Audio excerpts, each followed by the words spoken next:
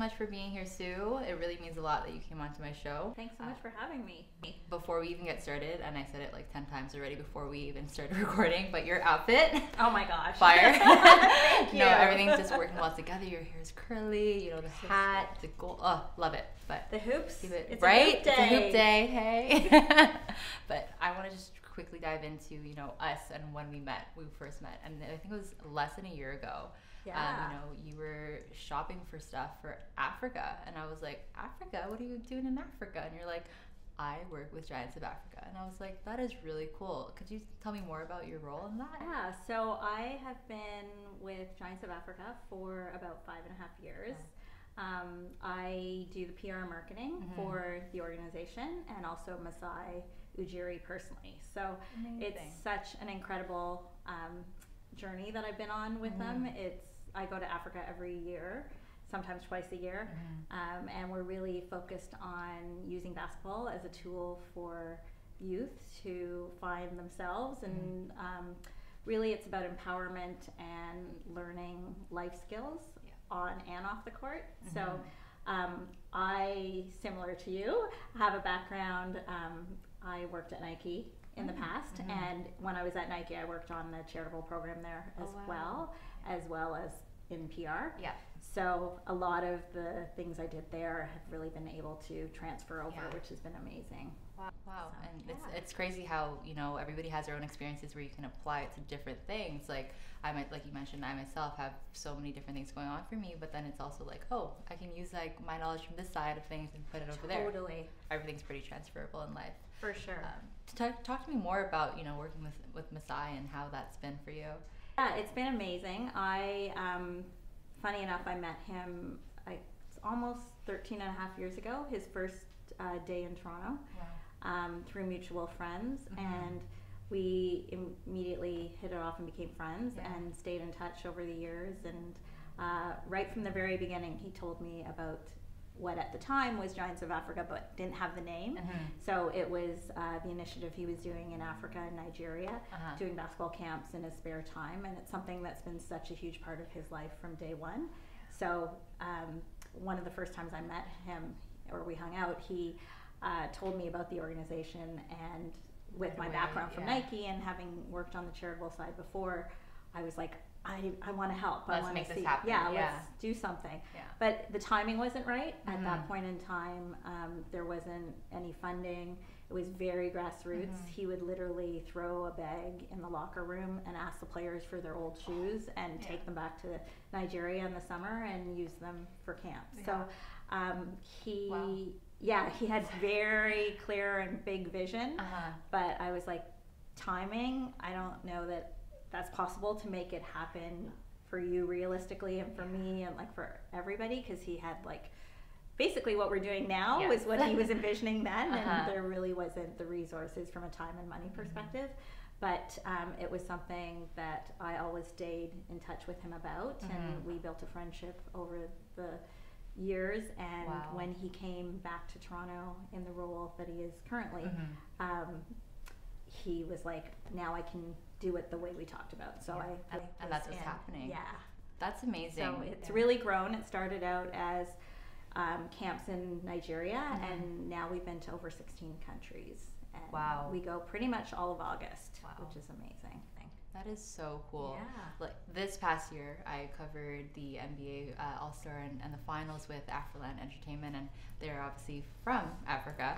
And it was very interesting to, you know, do my research and see all these things, and, you know, speaking with you as well, like getting that knowledge of the continent as a whole and how much it needs this community. It needs all the things that you are putting work in for. Tell me more about the impact and how you think that's been shaping not only the continent's culture, but Toronto and basketball as a whole. Yeah, I mean, it's interesting because people have such a view of Africa as the old, tired narrative of, you know, poor Africa. It's such a rich country, whether it's the resources and especially the people. It's incredible. Like, every country you go to on the continent is so unique and has such a different, diverse culture, which people don't really think about. They think of the continent of Africa and it's Africa. But like, there's so many, like you go to, so many countries and they're so different, and they are so influenced by other countries. And like, it's funny, when I've been to Kenya and Uganda, I'm like, it's the best Indian food I've ever had, better than India. Like, it's amazing, these things that you wouldn't think, like these skyscrapers and I've only seen like photos and videos, and I see the architect, the structures and everything in there, and I'm like, wow, like so the youth there, it's really about them having an opportunity. And previously it was all about soccer. Like, even in the 5.5 years that I've been going, I've noticed such a difference. Like, in the beginning when we'd go, there wasn't, from a media perspective, as much interest. It was still about soccer. Even when Masai would do stuff, they would ask him about soccer, even though we were talking about basketball. And, you know, like, now, and in the past couple years, like, that progression has happened. And especially now with the Raptors winning the championship, it's all about basketball. And we go to different countries and people have the Raptors jerseys on, so it's really like the Raptors feel like a truly global brand. Like, it's and they are, like the NBA is, but the Raptors are truly like, and I think that legacy started with Brian Colangelo, who sort of opened things up with, you know, Italy and putting a focus. That's why he actually brought Masai on, was really to focus on global scouting and make Toronto a global team. So that legacy started with him, and then he brought Masai in as the key person to do that, and then look here we are now. That's so amazing. Now, where were you when Toronto won the championship? Funny enough, so I've been involved, like, not working for the Raptors, but on the outside, part of the family kind of, since day one. So I worked at Nike in those early days, and I worked in basketball PR, and also had a foundation. The Raptors had the Raptors Foundation, and I worked on a program called Play at the time for Nike. So we had a joint fund, and we did community programs in Toronto. So from day one, so it was very serendipitous, because the night we won, I was at Gretzky's, Wayne Gretzky's restaurant with Tom Bidoff and the Bidoff family, who brought the franchise to Canada. So there was a group of us, a lot of like people that had worked for the team early days. We were all there watching the game. So that's incredible. Yeah, it was really special. Like, champagne came out, everybody rushed the streets. It was like, experience. Like, totally. I kept seeing the guys' photos from there, and they were sending me pictures. So it was cool. Yeah. Honestly, just talking about that time, it was so exhilarating. Like, that whole period of time when it was back and forth, like, first, you know, we lost the second. I was like, oh my gosh, are we gonna do this? And then game 5 happened, and I'm like, we got it, and then didn't, and we're like, oh, there was so much suspense leading up to the win, and I'm so happy that we were here to experience that. And obviously, you know, your work has played a role into making that happen. Like, your friendship and building that foundation with Masai had obviously given that, you know, impact to the organization, I feel.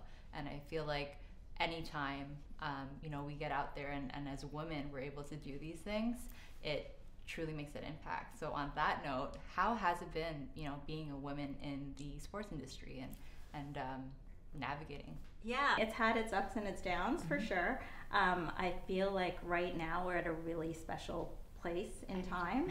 I think more and more there's a realization of how much women can bring to the table. I think in the past it was like, you're not even allowed in that room, right? You know, we're like, taking up space or whatever that means. But like, I even remember early days, it was such a boys' club, and there was myself and one other woman who was my boss, and we were the only ones on the team that were female, like in marketing. And it was very boys' club. Like, the boys would go play golf and we weren't invited. Like, it was just, why don't you girls go to the spa? Like, it was just like, there were so many things that happened without us there. But even though we were all very close, and like, it was just the way of the world at that point in time.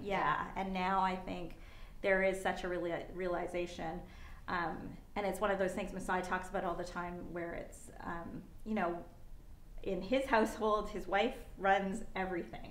So he's like, how come she can run everything there, but then a woman can't run things in the boardroom? Like budgets and, you know, organizational skills and operational stuff. Like it's, women have that, you know, have that skill set. They're just not given the opportunity. And I think right now, especially, I think globally it's a big phenomenon, but I think especially in Toronto, it's such an opportunity. I agree with you, and I feel like, you know, like you mentioned, everything has evolved so much from what it was, and everything, or not everything, but certain things would be totally boys club, totally like, you can't be doing this. I remember one time someone was like, oh, someone called that guy to lift the box. I was like, I'll do it. Like, why does it have to be a guy or a male figure? And again, we love y'all, but then at the same time, we can also do what you do. Totally. So it's crazy to see like how things have expanded and how Toronto has also built in that culture. We just spoke about, you know, community and impact. What do you see, you know, evolving or happening within the basketball community and Toronto and even Africa? Like what are your visions on kind of the next step in that sense? I feel like the culture is really starting in Toronto. Yeah. And I feel like we're owning more and more of that global stage, and we're becoming more of like, people around the world are watching what's happening in Toronto.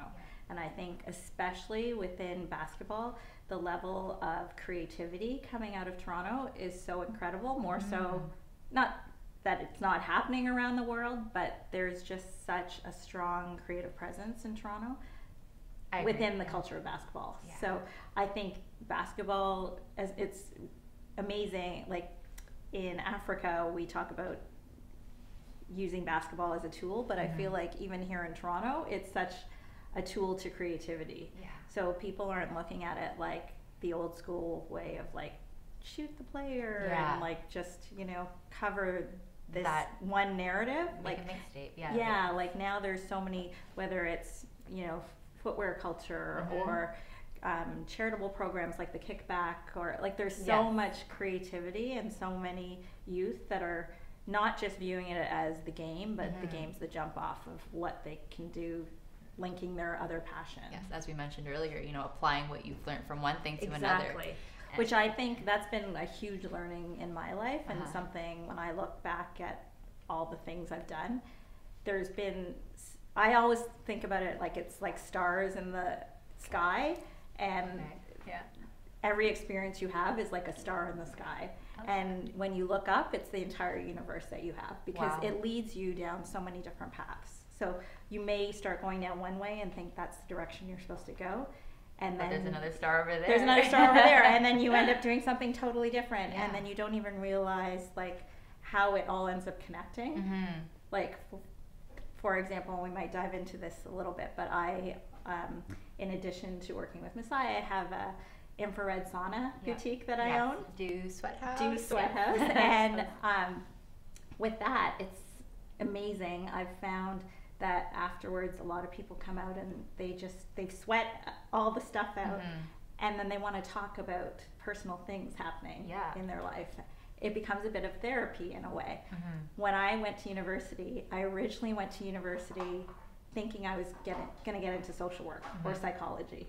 And then I decided to go into the arts and do something totally different. But the few years that I did that has now come in shaped like exactly what you're doing now, or like it's applied itself to it. And just on that note, I would say I'm the same way. Like I went into school. I have a Bachelor of Arts degree, honors in Arts and Contemporary Studies, and I minored in HR. And so I was like, okay, I'm gonna go be. Thank you. I'm gonna go be a teacher and do teach social sciences and some English to high school students, because I this is youth and I want to be able to give back. And then I was like, oh wait, no, maybe because I have a minor in HR, I can possibly own a company or be able to go to different companies and organizations and do their human resources there. Until I was like, wait a second, all the hobbies that I've been doing, recording and filming and photo and all the corresponding that I was doing for like basketball organizations and events was really my true calling and what I felt in the moment. But that's not to say that my degree didn't apply to all that stuff. I did so many critical thinking things. I was administration for so many like organizations, and I'm like, this is where the schooling came from. Okay. And even on the HR side, like to get a deeper story with someone, being able to pull out their, like, what's happening with them, yes. and what it, you know, like there's so many things. Exactly. Yeah, which a lot of times you don't even realize, or you're like, oh, I'm doing something totally different, and that was a waste of time. It's never a waste of time. And on that note, like, I just realized, or recently realized, I'm like, wow, like, these experiences are happening for a reason, and we 100%. Spoke about it in the moment too, like, timing is everything. Speaking of which, and I have to bring it up because before we even started filming, Sue came in here and was like, for some reason I was doing a vision board, and then all of a sudden Aspire to Inspire podcast came up on your vision board. How? What? It's crazy. It really is the essence of what I believe in, that nothing is by accident, and everything happens as it should, whether you like it or not. And you just got to go with it. But I, about 6 or 7 months ago, did a vision board and was going through Pinterest and just finding things, and I saw, and it was actually for a design, like, fonts, and it said Aspire. So it had one font that said Aspire, and then it said to Inspire, and then podcast. And I was thinking, you know what, I in the future want to be part of a podcast. I don't know if it's me running one or me being on one, because I've been asked many times and not wanted to do it, but I was like, I feel like I need to do this. So I put it on the vision board, and then I just realized, like, a couple days ago, I pulled out the vision board and I saw it on there. I'm like, that's so wild, because I'd already said, I'm in, let's do it. And then you look back and you're like, wait a second. That is wild. Had this calling. Wow. That is really wild. And you're right. Like, things happen for a reason, and things just kind of fall into place as they go, and then whoa. But anyways, mind blowing. Back to Do Sweat House. Tell me more about that, and how can people access this, and what happens when you're actually in there. For sure. So I was going through a super rough time. My mom was really sick, and I was going back and forth between Toronto and Waterloo to help my dad take care of her. And is that where you're originally from? Originally from Waterloo.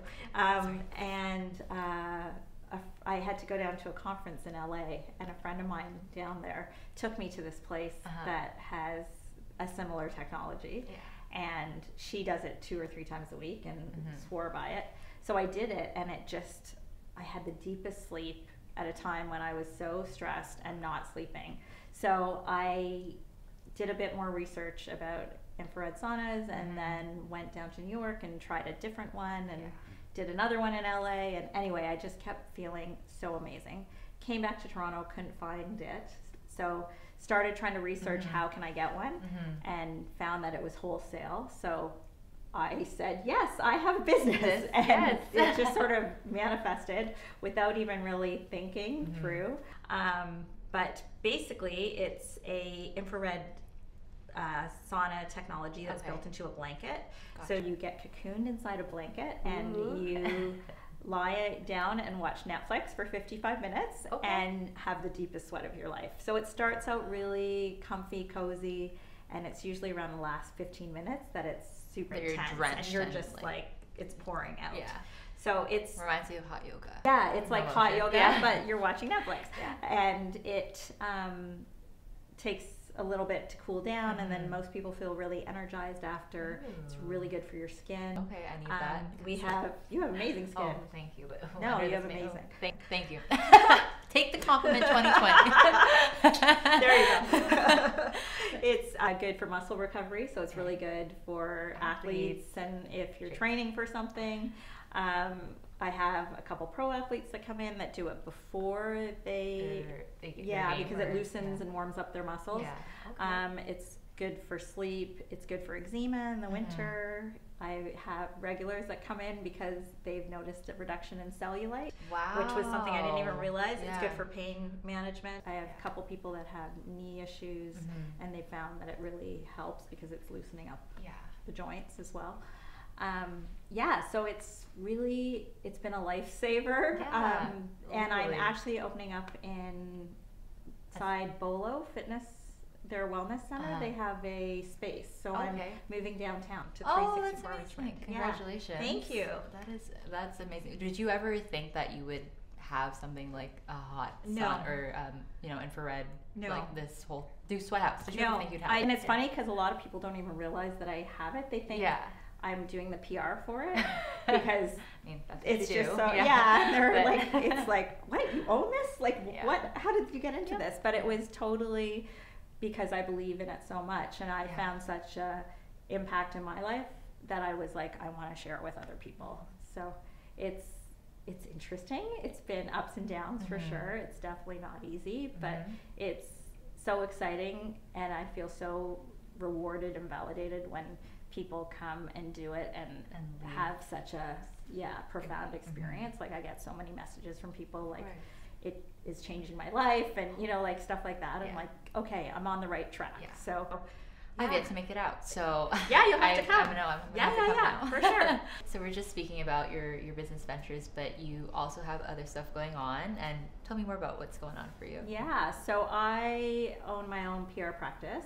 It's called Creative Clutch. So it's a bit of PR, a bit of marketing, events, experiential, you name it. I kind of do it all on a consulting perspective. So I work with different brands like Nintendo, and there's a few restaurants in Toronto I work with, Key, the Shore Club.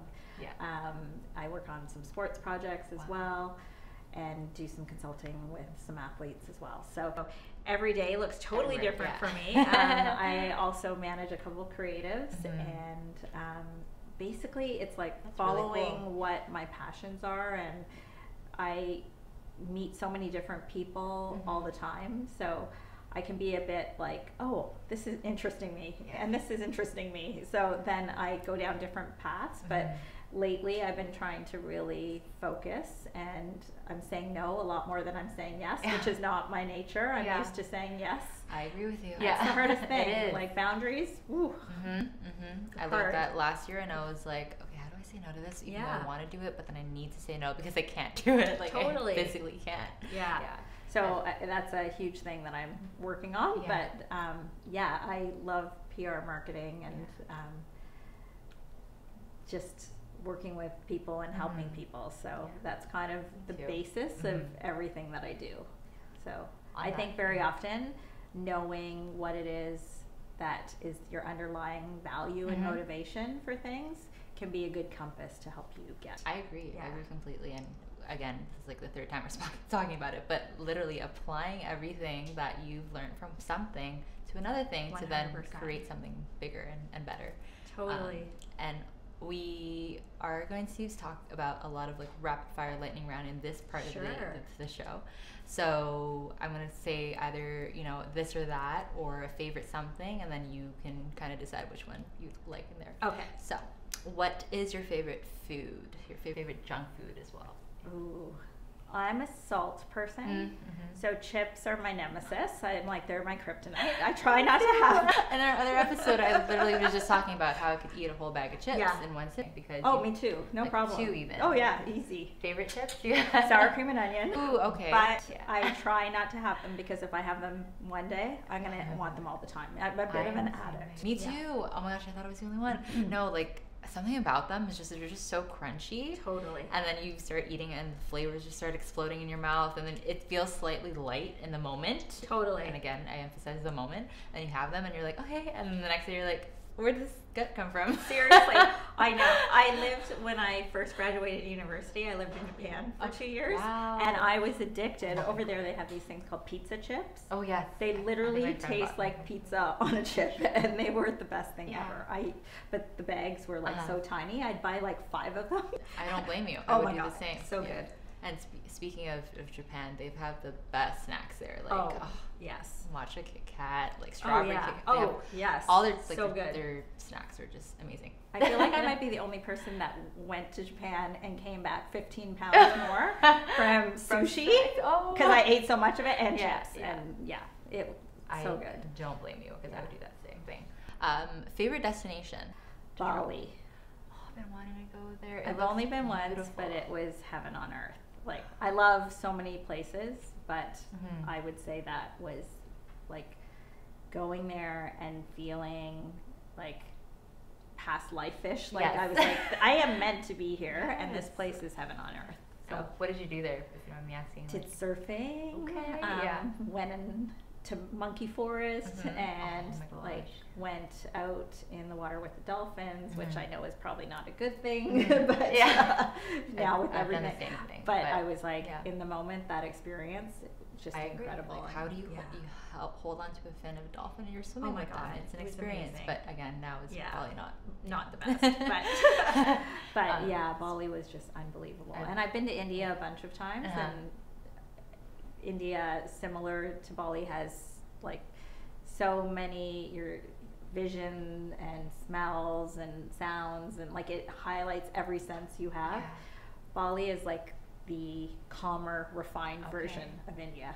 So I love how you're into this whole zen and like calm, and I love it. Just the vibes and energy. Thank you. And that's a vibe I got from you when we first met, and I was like, this goes super like positive, happy, and like we vibe. Thank you. No, I'm a big energy person. Like I think you pick up people's energy. I fully believe in it. Like it's so funny. Last December we did a Giants of Africa event with the musician Judena, and when he met me, he was like, energy. I feel it. Like we're gonna be friends, and I was like, okay. And like his energy, the minute you see him, he just has this like glow. Like there's some people you meet. You're like that too. Like you give off this kindness and happiness. It's such a like it's a real thing. People are like, oh, that's airy fairy. No, it's a real thing. Yeah. For real. Sneakers or heels? Sneakers. Any faves? I would say Jordans. Okay, me too. And Converse. Yes, I like your Comme de Garçon that you're wearing right now. But it's funny, when I worked at Nike, I used to wear heels all the time. It's so bizarre. Like now I'm like, no, I've got sneakers on all the time. So I mean, you can use it day to day as well. Yeah. Right? And Jordan 13s are my favorite. Okay. Yeah. Did you know the story behind like the circles, like a cat eye? Yes. Yeah. Oh, obviously. Yeah. A given. But for those listening, now you know. But so cool. And that was his nickname. Yes. So I'm friends with his best friend works for Charlotte. Okay. And used to work at Nike back in the day, and worked for his agent at the time, and we became friends from our Nike days. And prior to the shoe coming out, he had told me this story, like they call him Black Cat. That was always from the time they were kids. They were friends from grade 8, and it was his... You knew about pecan history back before it even was on paper. Look at that. You are knowledgeable. It's all about relationships, building relationships with people. It's huge. Yeah. Like, just touching on relationships, like being able to make that connection with someone and keep it going as a friendship. Totally. And, building together to make something more out of just your first interaction, which is what we're doing now. It's just huge. Yeah, I agree with you. And every episode we are touching on obviously inspiration, as the series called Inspire to Inspire. So how do you feel that you inspire, and what inspires you? Ooh, that's a tough one. I don't know how I inspire. I just try to always show up and listen more than I talk usually. So this is also why it's a very strange thing for me to be doing this, which I think is why I was like, okay, I want to be... It's very inspirational. So, but I just normally I like to listen. So I like to take things in. I've been told many times you should be a journalist, because I fire questions out just because I am always eager to hear someone's story. Because I think every person you meet can inspire you in some way. Like very often people think, oh, it's the celebrity, it's this person.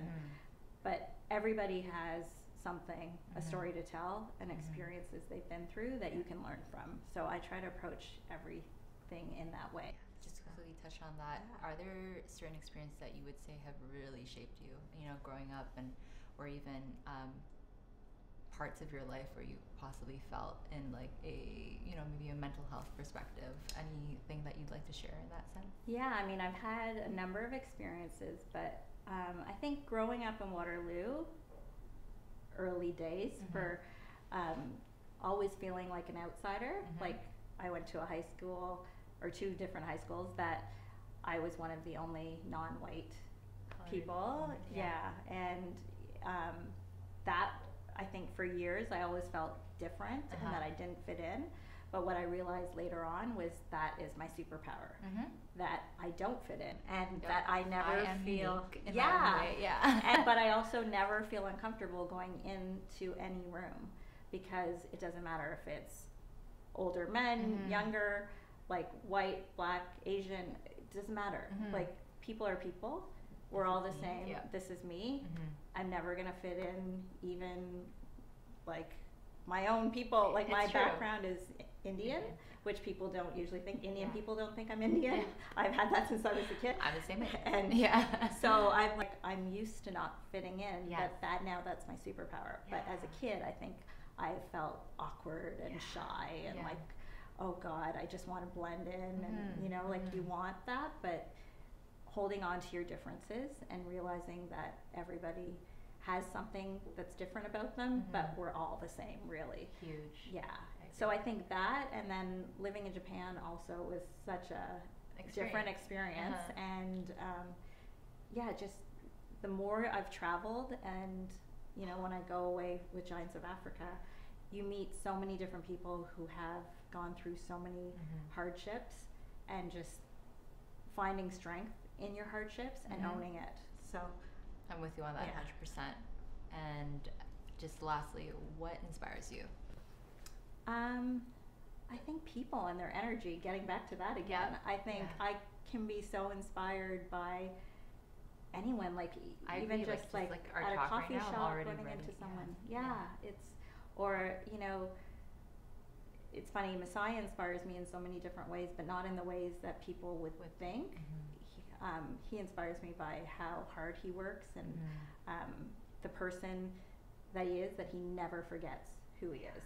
So I think you can get inspiration anywhere. I agree, and it's really true. Like, you can find it in different conversations. You can find it with just looking at someone and what they've, you know, the work they've put into what they're doing, and it all just kind of ties hand in hand. Totally. So thank you so much, Sue, for being here. Such a pleasure. Oh my God.